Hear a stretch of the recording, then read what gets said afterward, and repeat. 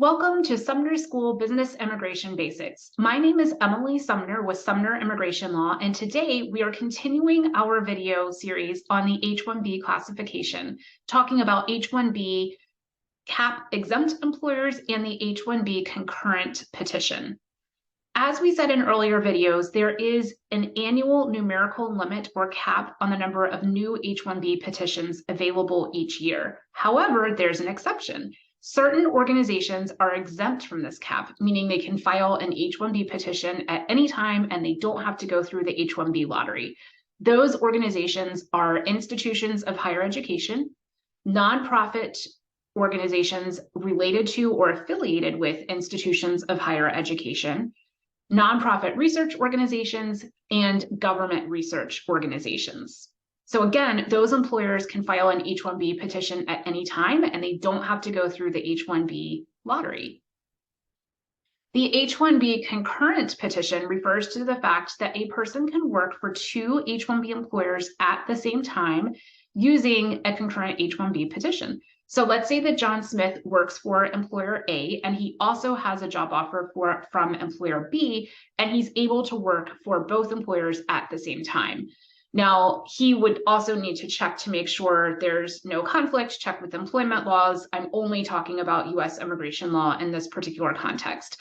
But the employer B could file what's called an H-1B concurrent petition to allow John Smith to work for employer B at the same time as employer A. John Smith could work part-time at both organizations. He could work part-time at one, full-time at the other, or in theory, he could work full-time at both, though it's possible that USCIS may ask how he's going to actually manage that.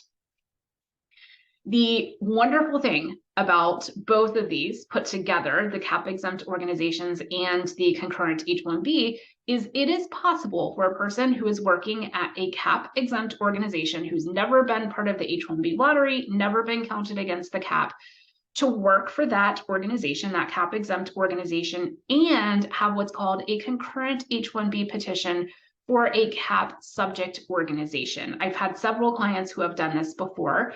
And again, the person can work part-time at both, full-time at one, part-time with the other, depends on the arrangements that they have worked out.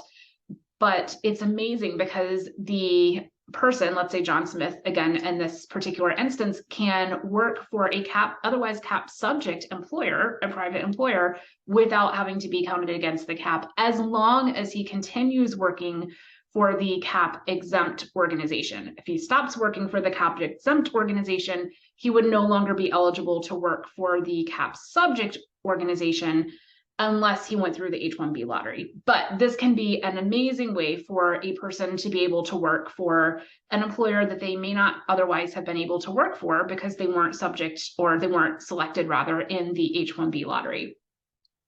I hope that this information is helpful. Our next video will be our final video in the H-1B series on the employer's obligations when they employ a foreign national in H-1B status. Until next time, my name is Emily Sumner with Sumner Immigration Law.